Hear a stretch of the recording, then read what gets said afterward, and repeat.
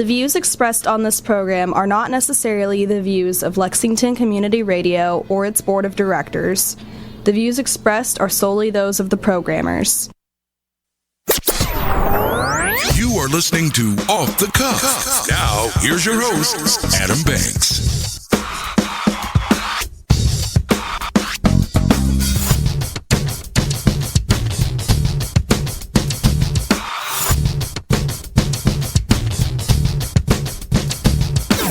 Welcome, everybody, to Off the Cuff. I am Adam Banks, coming at you live from Lexington, Kentucky. Thank you for listening to the show, and thank you for tuning in to WLXU 93.9 FM. In addition to listening on the radio, you can check out our Facebook live stream at Off the Cuff with Adam Banks, or you can download the show from the radio station website at radiolex.us to listen to us anywhere in the entire world.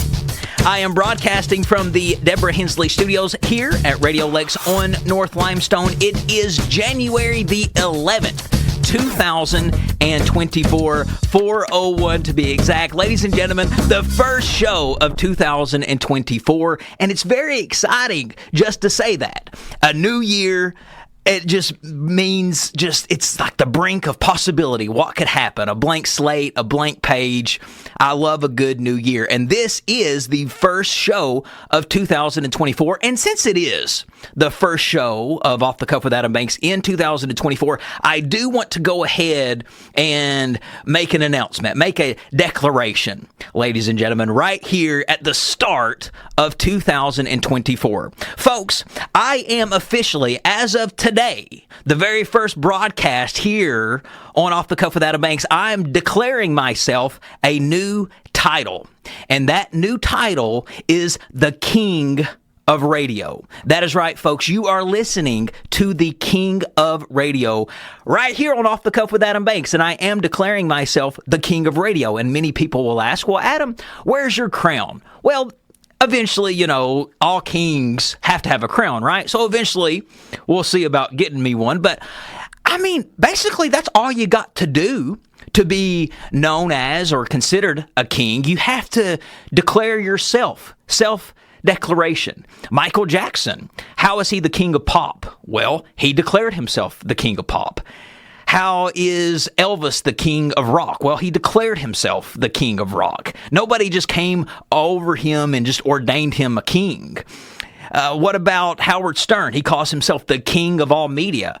He calls himself that. Nobody else named him that. He named himself that. And what happened is after he declared himself a king, eventually everybody else just fell in line. So eventually, everybody else will just fall in line with the new title that I have given myself. Now, as the new King of Radio, you are listening right now to the King of Radio. Folks, it has been a crazy couple of weeks. I am just now getting back into town. I haven't been back long. Last week on the show, if you tuned in, I wasn't here. It was a replay because I was in Las Vegas. I traveled to Las Vegas on New Year's Day, and it was the first vacation that I had been on since 2019. And I don't know if that's what it was, but it made my trip the best trip I've ever been on. I flew there. Obviously, it's the only way to really go to Vegas. It's so long. It's about 3 hours, 45 minutes in an airplane. Aviation is extraordinary.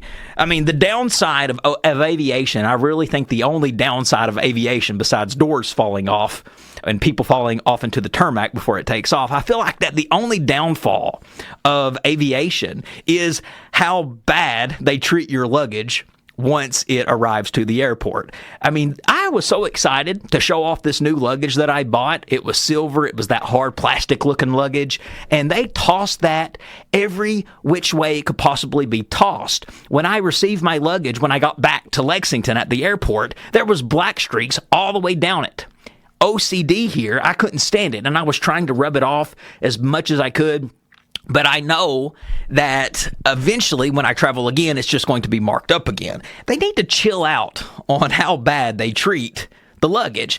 But I stayed at the MGM Grand in Las Vegas on the Strip. It has everything that you need. The view that I had at the MGM was like I was a part of a Vegas production. It looked like that my room could have been in a movie because it overlooked that iconic MGM sign, that iconic MGM lion. You had just such a perfect view of the Strip, of Caesars, of the Bellagio fountains, of Planet Hollywood, the big Sphere, everything I could see from my window. You don't have to leave the hotel room either. It has everything or you don't have to leave the resort, I should say. It's got everything that you need there. Comedy clubs, magic shows.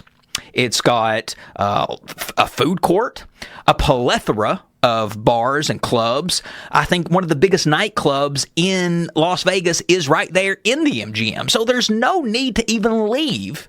It's no need to even leave the hotel if you don't have to. The smell of ganja is everywhere because it is legal out there. You walk outside, you smell more weed in Las Vegas than you do cigarette smoke. Time doesn't exist out in Vegas either. It's 3 hours behind. It was hard for me to get back into the groove of things when I got back to Kentucky because I eventually got on Vegas time, which is 3 hours behind us. So right now it's 1:06 in Vegas. 1:06, that's all it is. I mean, I'm at 1:06 in Kentucky. I'm just now waking up almost, just now having my brunch because I start my day pretty late. But in Vegas, it was hard to get used to that time. It doesn't exist out there. There's no clocks. Nobody really pays attention to the time. Things are costly. You are going to pay for things. I think I bought maybe 10, 11, 12 bottles of water when I was out there. Each time I bought a bottle of water, it cost me over $7, $8 to buy it. But you do what you got to do to stay hydrated, and you know you're going to spend a lot of money when you go to Vegas. It was a 3-day vacation. That's all I went on. I feel like 3 days is the perfect length. I could do 4, and I could do 7 max if I was traveling outside of the country, but if I'm traveling in the country, I think 3 days is the perfect amount of time for anybody to travel because 3 days is perfect. By the 4th day, you're kind of like, well, I could stay another day, but I kind of want to go home. And really, by the 3rd day, you're ready. You're already kind of sick of the person you went with. You're already kind of sick of all of the glam and the allure of Vegas. So I just feel like 3 days is the perfect length, and I'm glad that I planned it that way. Vegas is one of my absolute favorite cities in the entire world. It embodies entertainment and freedom. I am a big fan of Las Vegas. But folks, enough about my trip. This is the first show of 2024, and we, as a country, we have a lot of things to look forward to this year in 2024, and that's what I would like to talk to you guys about right now. Of all of the things that we have to look forward to in 2024, and I have a list here of all of the great, exciting things that will be happening this year in the year 2024. Now, let's just go ahead and get this out of the way. Off the Cuff turns 10 years old this year in 2024. But other than Off the Cuff, we all have a lot to look for. This year, there's going to be a leap year. Yes, there will be a February 29th. So all you leap year babies, it is your year to shine. We're also going to have the Olympics this year. We're also going to be having a U.S. presidential election this year. May God have mercy on all of our souls when we have to deal with that election as it starts drawing closer. And we'll have more political talk, I would say, starting up pretty rapidly at the end of the summer, because that's really when things start rolling with the presidential election. There's going to be new movies coming in 2024. And folks, how excited are you about the new movies and the new TV shows coming to this year? Because we had that strike that we had to deal with in 2023, and it was rough on everybody. There was crappy movies, there was crappy TV shows, but thanks to the writer's strike being over, 2024 is going to look a lot different. We can always rely on the magic of cinema to make us happy. This year in 2024, the new movies we got coming, and we got another Mean Girls coming. We got another Ghostbusters coming. We've got Kingdom of the Planet of the Apes. We've got Despicable Me 4. We've got Twisters, which is a sequel to the Twister movie. We have an untitled Deadpool project. We have Beetlejuice 2. We have Transformers 1 will be coming to theaters in September. Another Joker movie is coming to theaters. Gladiator 2, The Lord of the Rings. Another one of those is coming. Another Karate Kid is coming. Sonic the Hedgehog 3 is coming to theaters. Mufasa, which is a spinoff of The Lion King, is coming to theaters. So a lot of great movies coming in 2024. Also in 2024, folks, we get to look forward to a total solar eclipse. Remember that whole hoopla about the eclipse in 2017? Well, we're getting another one this year. This will mark the last time of the path of a total solar eclipse until 2044. So you can expect to see the solar eclipse on April the 8th. Also in 2024, NASA plans on returning people to the moon. That's always exciting to see that. To each their own. I have no desire to ever want to go to the moon. I would die a happy man, never going into space or going into the moon, but I appreciate the people who do go. Just like we have new movies, folks, we have new TV shows coming to the small screen in 2024. We have a Mr. and Mrs. Smith coming on Amazon Prime. We have an Avatar TV show coming on Netflix. We have a show called Shogun on FX Hulu, which brings the life of this iconic figure from Japan into play. A Knight of the Seven Kingdoms is coming to TV. Also, we're going to have returning favorites like The Bear will have another season.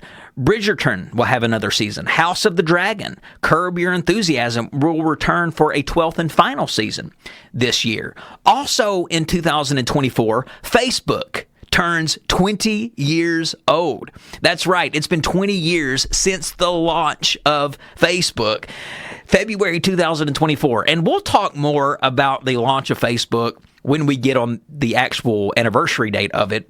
But I miss the old Facebook. Back when it first started in 2024, back when it was called the Facebook and only college students could get it. So you didn't really have to worry about what you posted, because mom, dad, papa, and grandma, and Bubby and Sissy weren't going to see it. So everybody could really get frisky on Facebook during the college days. But Facebook turns 20 this year. Also, in 2024, folks, a new college football playoff picture will happen. The 2024 season will accumulate in a new 12-team playoff, a big upgrade from the current 4-team structure that causes so much strife and argument every year. Moving forward, the highest-ranked conference champions will get a playoff bid, as will the 6 remaining top-ranked teams. So some changes in football coming.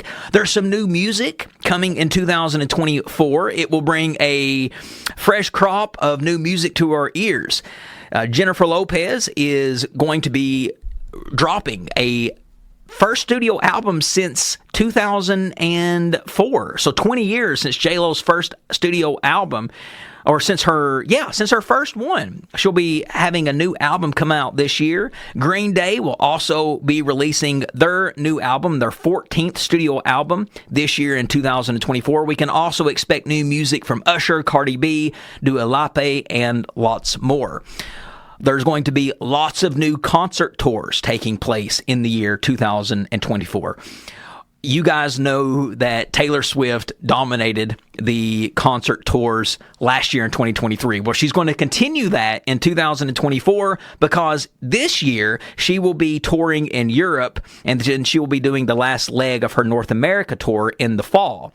Billy Joel, Stevie Nicks, Blink-182, and Bruce Springsteen are also going to be touring. We also have some country music giants going on tour in 2024. George Strait and Chris Stapleton are hitting the stage together, which should be a hit. That's going to be huge. Chris Stapleton could have a tour of his own and hold his own. So the fact that he's going with a country legend like George Strait, that is going to be an epic show. Kenny Chesney, Jason Aldean, and other big names in country will also be having tours in 2024. Creed is also headlining a tour for cruise people who like to go on cruises. This is for you. Creed is doing a cruise tour where they are going on tour on a cruise ship, and they're calling it Summer of 99 Tour. And they will have their own tour on their own cruise ship. So a little blast from the past there for Creed. There's more historical anniversaries happening in 2024. 30 years of Amazon marks this year in 2024. It was founded in 1994. There will be a new capital city for Indonesia, thanks to overpopulation. Also in 2024, there will be more useful artificial intelligence. Everybody knows that AI is growing every single day. And ChatGPT just blows my mind how it works, how it can completely write a movie script for you, write a song, write a poem, write a speech. It can do it all. Well, AI is getting even more advanced in 2024. They're saying that the predictions for AI this year in 2024 will surpass Siri and Alexa. So I'm looking forward to see what that is. It's kind of scary though. And then finally, something else new happening in 2024 is new video games. That's right, all you gamers out there, you're going to have a new Final Fantasy installation, and it's called Final Fantasy The Rebirth. So there you go, folks. That is all of the new things happening in 2024, and that is some things to look forward to this year in 2024. Folks, we have a great show ahead of you today. You are listening to Off the Cuff with Adam Banks. Stick with us. We will be right back.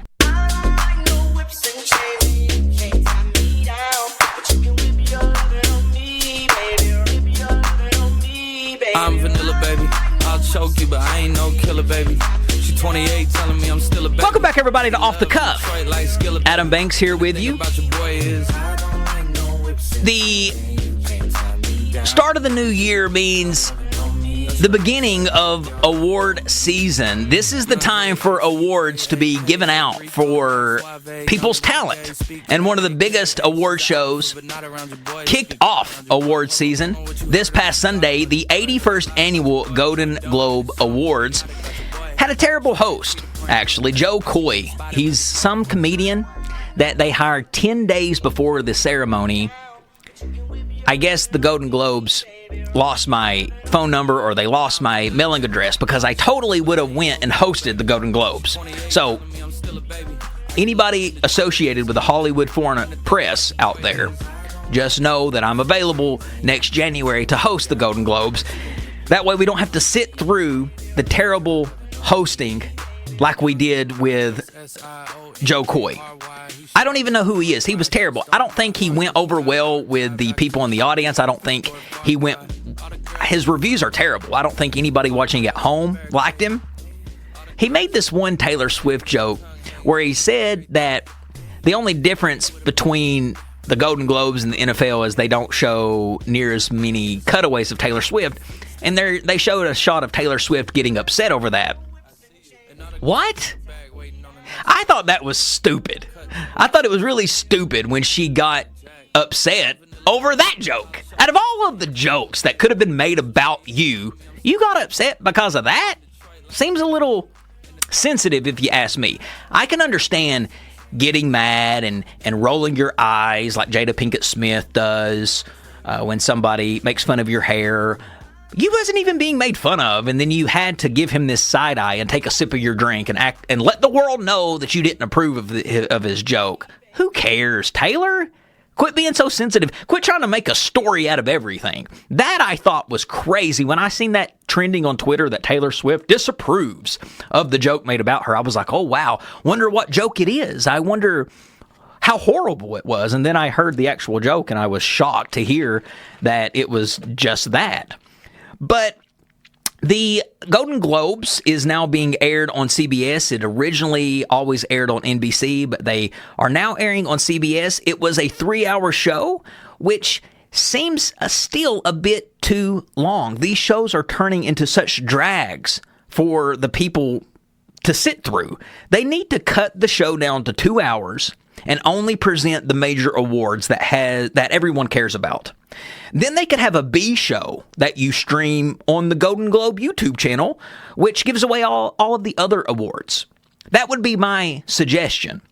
But I am going to go over the winners of the major awards given at the 2024 Golden Globes, and it's voted on by the Hollywood Foreign Press Association in Los Angeles, the best film in a drama, for a drama. It went to a film called Oppenheimer, which I haven't seen, which I heard was amazing, and I can't wait to watch it. Best film for a musical or comedy went to Poor Things. Best female actor in a film went for a drama was Lily Gladstone in Killers of the Flower Moon. Best male actor in a film was Paul Giamatti for The Holdovers. He was the best supporting actor. And the guy who won Best Actor for a movie was the guy from Oppenheimer, and I can't even think of his name, or I had it here, but it just disappeared. Succession, which I watched from beginning to end, won Best TV Drama. I'm going to be honest with you, unpopular opinion here. I thought it was a little overhyped. I think Succession is a little overrated. I don't think that it deserved all of the awards it did, and it took home a ton of awards. It took home, Macaulay Culkin's brother got the Best Actor award for that TV show. The actress in that TV show got Best Actress. The supporting actor in that show got Best Supporting Actor. So it is a show that I feel like could have been much better. They could have done a lot more with it. But hey, what do I know? I'm not on the hiring committee, or the voting committee, I should say, for the Golden Globes. Let's see. Best animated film was The Boy and the Heroine. The best comedy TV show was The Bear, which I tried to watch The Bear. I want to like that show, but I can't get into it. After 3 episodes, I'm still not into it. And folks, there was a ton of other Golden Globes given out that night, and I posted a complete list of the winners on Off the Cuff's Facebook page. You can check that out at Off the Cuff with Adam Banks / or you can check that out at facebook.com/Off the Cuff with Adam Banks to get a full list of the 2024 Golden Globe winners. But because it is the Golden Globe award season, and it is award season for movies and TV, and there's a lot of awards given out this time of year. I think next week we have the Emmys, which is the biggest night in TV land. But the Golden Globes is one of the biggest nights for movies. Now, we know the Oscars is the biggest award show for movies, but the Golden Globes is considered the second biggest award given for movies. So it made me start thinking about all of the great movies that are out there. There's a lot. There is a lot. Movies in general evoke a lot of different emotions. Like, a lot of you guys could probably think of the funniest movie you've ever seen, or the scariest movie you've ever seen, or the saddest movie that you've ever seen. You probably have your own set of answers to all of these questions. There is no wrong answer. We all interpret emotion differently. So with that being said, since it is award season and the Golden Globes just recently passed, let's talk about some emotional movie moments. We have talked about dramatic moments from movies on this show. We have talked about fearful and scary moments from movies on this show. But an emotion that we've never really talked about when it comes to movies is the emotion of sadness. There are a lot of movies out there that have a lot of sad moments in them. And it made me start thinking of what are some of the saddest movie moments of all time? What are some of the saddest movie scenes of all time? So what I have done is I have created a list of what I feel like is some of the saddest movie scenes in cinematic history. And folks, this is my opinion, obviously off the cuff with Adam Banks. So there's some scenes that you might not agree with that you find sad, but I feel like that this list is pretty solid. If you haven't seen any of these movies and you want to get that sadness emotion evoked, I would recommend watching these movies to get that. Now, I want to start off my list talking about the first film, and the film is My Girl from 1991. This is a coming-of-age movie about a young girl, and her name is Veda. And she has this best friend in this movie named Thomas J., played by Macaulay Culkin. They're best friends. They're like 9, 10 years old. They play together every day. That's her best friend in the world. Well, what happens is Thomas J. is very allergic to bees, and he ends up trying to... Veda, the main character in this movie, the little girl, Thomas J. has a crush on her, and he always had a thing for her. They shared their first kiss together, and she lost her mood ring. Do you guys remember mood rings? The little ring you would put on your finger and your mood would change? She lost her mood ring, and he found it in the woods when he was looking for it because he wanted to find it for her. He wanted to impress her with it, to say he found it. And then while he was looking for it, he stepped in a beehive, and he was extremely allergic to bees, and because of that, it killed him. And this is the scene of when Veda's dad tells Veda that Thomas J. has passed away. So take a listen, folks, at this scene. Now, I'm building this up to the saddest scene in the whole movie, which is the funeral. But this first part of the movie that I'm going to let you listen to, which is extremely sad, is when Veda's dad tells her that Thomas J. is no longer alive. Take a listen. Veda, something happened to Thomas J. last night. He stepped on a beehive. I told him not to tease those bees. Did he get stung? Maybe I should go over and yell at him. No, sweetheart. You can't. Why not? He was allergic to bees. He's okay, isn't he? There were just too many of them.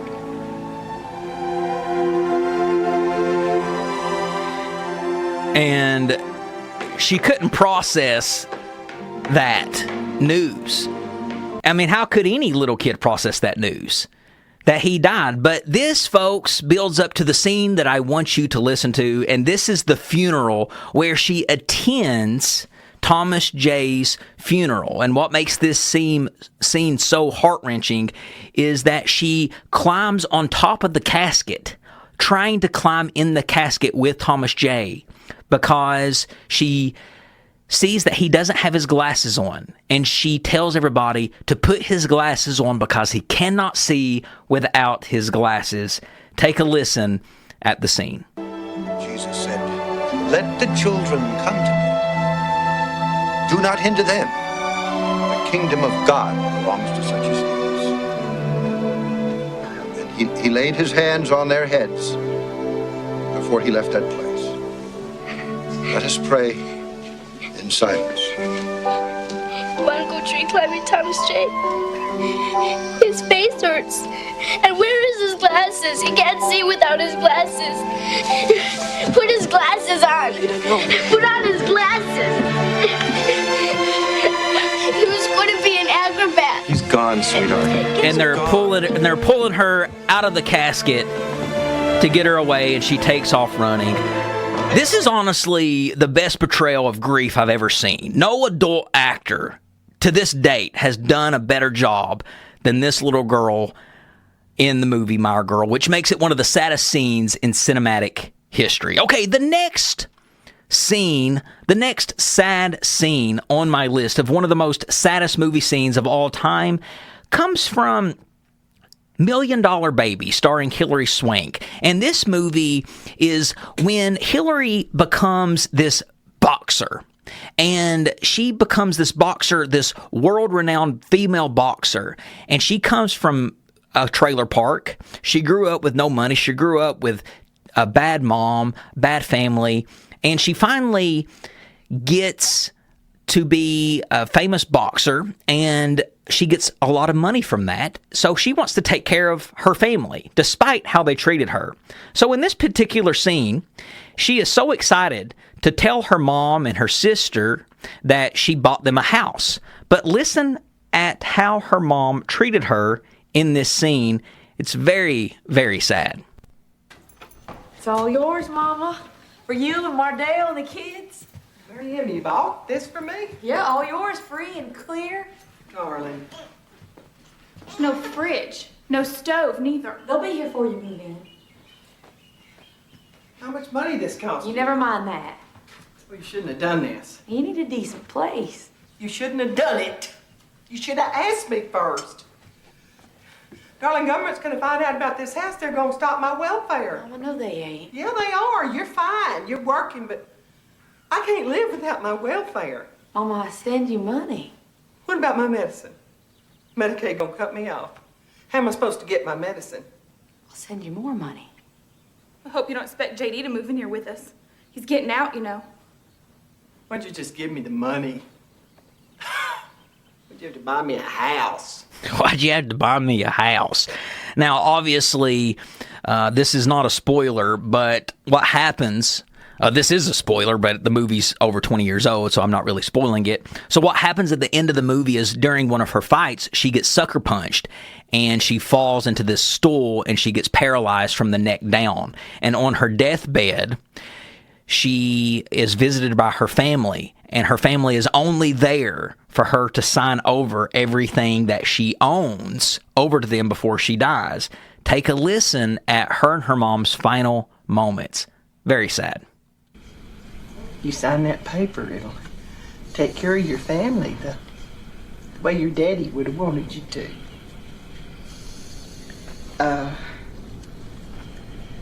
How do you make your mark? Can you hold a pen? She gotta do it with her teeth, Mama. Huh? You gotta put it in her mouth. Here you go, honey. Did you see the fight, Mama? Hey, you know how I feel about that. I did pretty good. You lost, Mary-Am. It's your fault the way I heard it, but you lost. Don't want to lose the rest of what you got left. And then she sticks the pen in her mouth and expects her to sign it. Very sad scene, and it really just is hurtful because you know that there are families out there that go through that. All right, the next scene on my list of one of the saddest movie scenes of all time comes from The Wizard of Oz, and that is when Dorothy says goodbye to the Scarecrow, the Tin Man, and the Lion. And I think that this is heartbreaking because goodbyes are never easy. Goodbyes are never fun, and they're always really sad when you have to say a goodbye. And this scene in The Wizard of Oz embodies what a goodbye feels like. It's sad. In the movie, she meets these three characters, Tin Man, Scarecrow, the Lion, and they help her on her journey to see the wizard. But at the end of her journey, she has to say goodbye to the three characters that she met, that she became best friends with, and she has to say goodbye knowing she will never see them again. Now, you can make fun of me all you want, but I tell you what, this pulls on the old heartstrings, especially when the Tin Man looks at her and says, "Now I know I have a heart because it's breaking." Oh, it's gonna be so hard to say goodbye. I love you all too. Goodbye, Tin Man. Oh, don't cry. You'll rust so dreadfully. Here's your oil can. Goodbye. Now I know I've got a heart because it's breaking. Goodbye, Lion.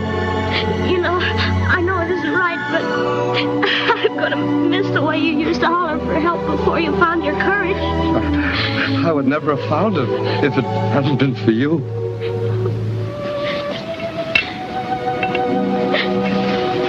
I think I'll miss you most of all. How sad was that? When she had to hug the Scarecrow and she whispered in his ear, I think I'll miss you most of all. I tell you, as a kid, I was fighting back the tears when that was happening. Chad says on the show thread, how are you going to forget about the NCAA football 2024 coming out this year? Well, I did forget about that. I am excited about that game coming, Chad.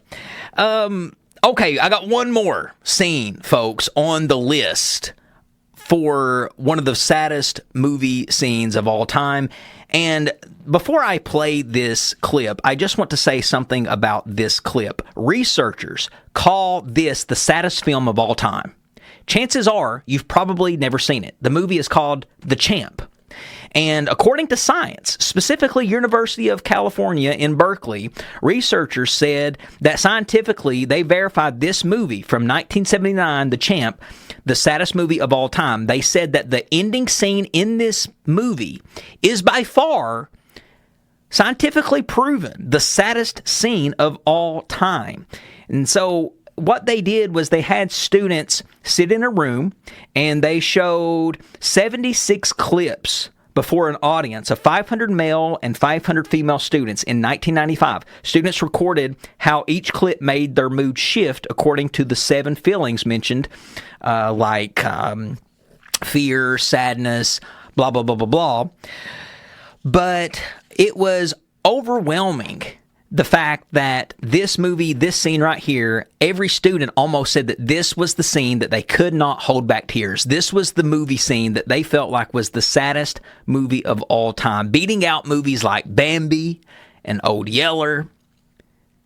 So this movie, The Champ, is about a washed-up boxer, and he gets back into the ring to make money so he can provide a better future for his son. And what happens in the end in his final match is he does win the gold. He wins the championship, which is great. But immediately after getting back to the locker room, because of how bad the fight went, he ended up dying in the locker room.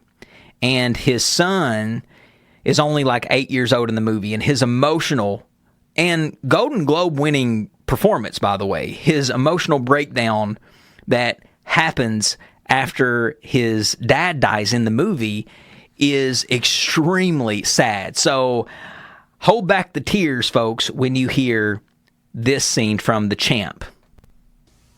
Champ, wake up, Champ. Don't sleep now. You gotta go home. Gotta go home, Champ.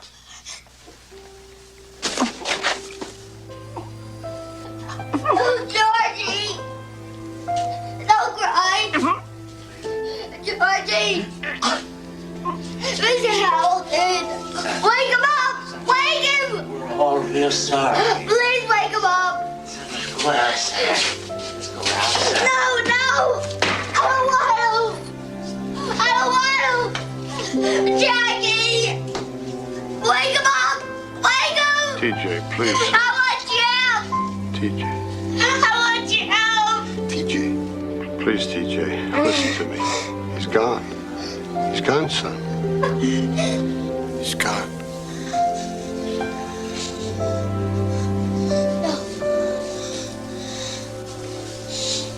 No. He's not gone. He's not. He's not. Not now. Please. He's not dead. He's Please. not dead. Listen to me, son. I want you. TJ, please. I want you. And as he's crying, they're trying to pull him away as he's trying to wake up his dad by shaking him uncontrollably. TJ. And that, folks, is some of the saddest movie scenes in cinematic history. There was a ton that I could have played, but for the sake of time, I won't be able to. I mean, we didn't get to play scenes from Bambi, Old Yeller, Marley and Me, the movie Radio, the movie What's Eating Gilbert Grape, Stepmom, Click. A lot of movies has a ton of sad scenes, but those that I played, those 4, I feel like are some of the saddest movies in cinematic history. All right, folks, we're going to take another quick break. We still have lots more Off the Cuff with Adam Banks coming at you live after these words. Stick with us. We'll be right back.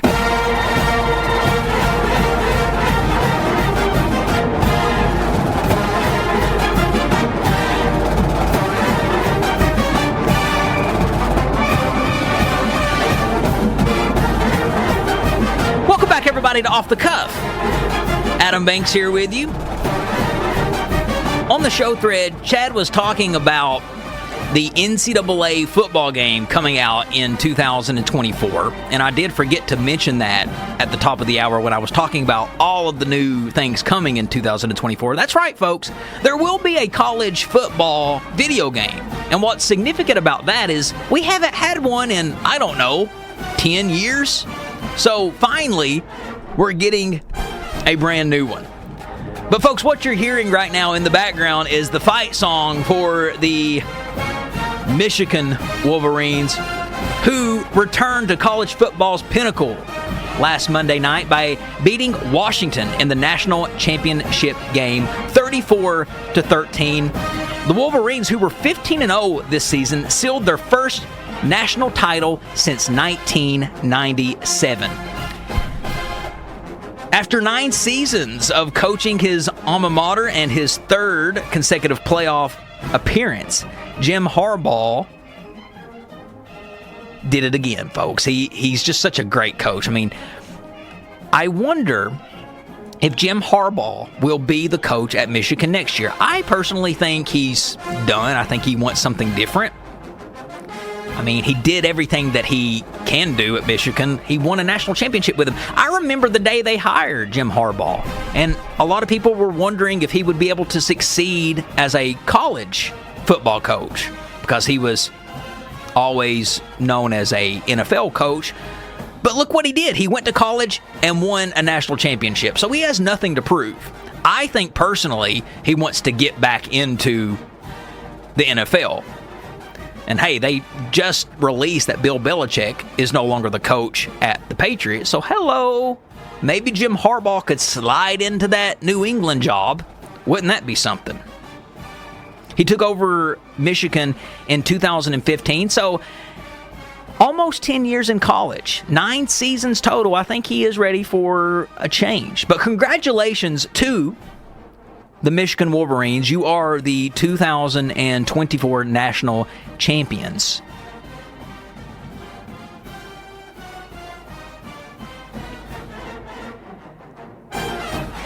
It's hard to believe that football is over.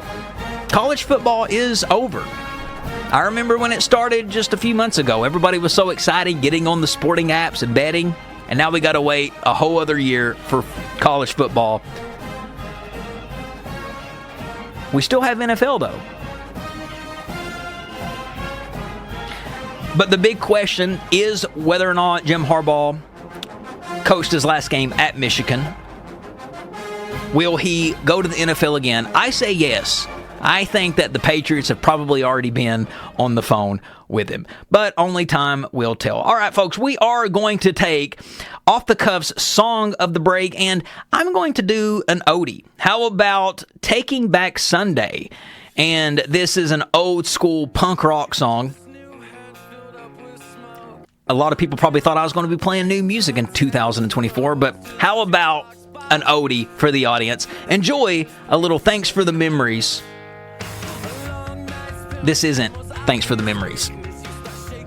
That just goes to show how prepared I was for that song. It's called Make Damn Sure by Taking Back Sunday. All right, folks, we'll be back after the song.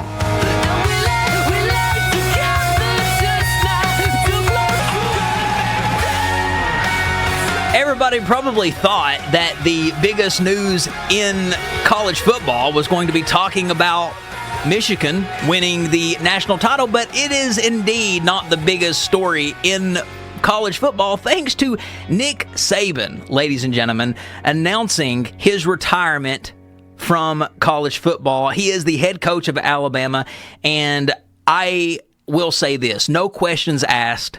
hands down, the greatest college football coach of all time. As a matter of fact, he might be one of the greatest coaches in any sport of all time. Watching Nick Saban coach football is like watching a master class. He looked like a football coach. He sounded like a football coach. He acted like a football coach. I never bet against Nick Saban when he had games because I knew he could pull it off regardless of the situation he was in. He's down 20, don't matter. He'll come back, and not only come back, but win. He's down 40, it don't matter. He'll come back, and not only come back, he'll win. Just the way Tom Brady used to do it as a quarterback for the Patriots, Nick Saban did the same thing as a coach for Alabama. You never bet against him. You never counted him out. He lost like his second game of the season this year, and everybody thought, oh, that's it for Alabama. Alabama's done. They're in the toilet bowl. Nick Saban is trash. And then Nick Saban went on to win like, 12, 13 games this season? Yeah, really done. But Nick Saban, folks, he's calling it quits. He spent 17 years coaching at Alabama. They have been conditioned and at that state to be the best program of all time. Think about the success that they're used to thanks to Nick Saban. Nick Saban, who is 72, that's nothing to scoff at. That's getting up there in age. He decides that he is done with coaching. Even though he is great at it, he is the best at it, the best to ever do it, he says he's done. He led Alabama to 3 national titles in the BCS era and 3 in the college football playoff era. He led the Crimson Tide back to the playoffs this year, though they fell to Michigan in the Rose Bowl.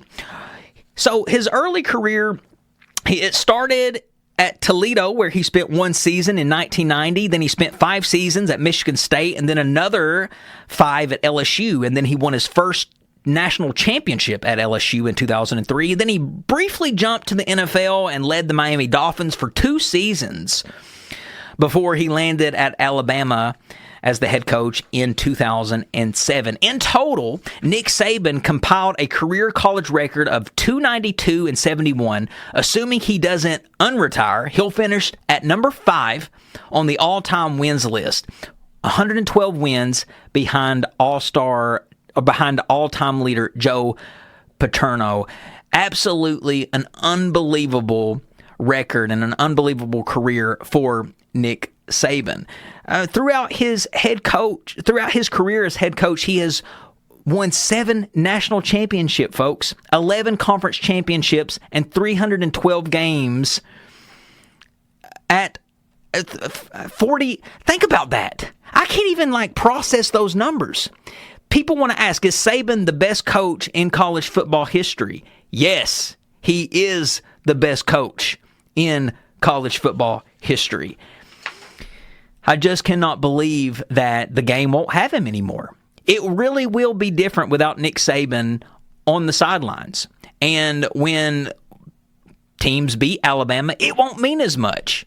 Could Kentucky beat Alabama now? Yes, because they don't have Nick Saban. But will it mean as much as it did when they had Nick Saban? No, because you really are beating such an incredible coach. Look at the coaches who coached under him. Kirby Smart, Jim McElwain, Lane Kiffin, Mike Loglinski, Steve Sarkisian, and the New York Giants coach Brian Daboll. They all served as coordinators under Nick Saban. So think about the incredible coaches, the incredible coaching tree he has built. His departure from Alabama, from the game, opens up the most coveted coaching job in college football. And Alabama has the pick of the litter. They can get anybody they want. But I will say this, Alabama will be different forever. They hit their apex. They hit their peak. They had the greatest coach of all time coaching their program.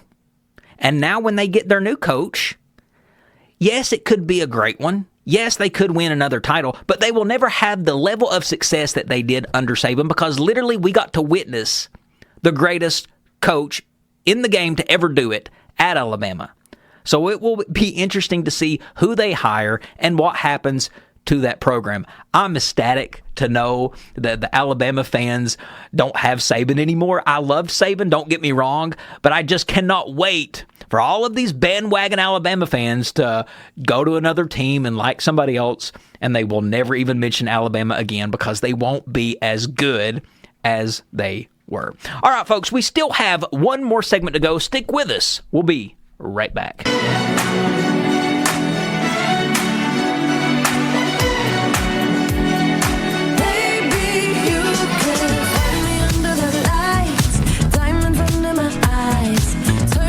Welcome back, everybody, to Off the Cuff. Adam Banks here with you. Last segment of the hour. Off the Cuff's quote of the week comes from a lady named Mary Schmish. Mary Schmish is an American journalist. She was a columnist for the Chicago Tribune from 1992 to 2021, winning the Pulitzer Prize in 2012. And the quote of the week is this: "Whatever you do, don't congratulate yourself too much or berate yourself either. Your choices are half chance, so are everybody else's." And I love that quote because what that quote is wanting to drive home for everybody. What that message is no matter what kind of success that you got, no matter what all happens to you that's great, don't congratulate yourself, don't berate yourself and put yourself up on a pedestal so much, because at the end of the day, that choice that you made could have equally went as bad as it did good. Your choices are half chance. It's 50-50 every time you do something. And sometimes people, they make choices, the same choices that you make, but they have a different outcome. Not because they did anything different. It's just the way life happens. So always keep that in mind. When you become really successful and you're berating yourself and you're putting yourself on a pedestal and you're berating yourself all around town, just remember that your choices are half chance and so are everybody else's. So you are really no better than the next person. All right, folks.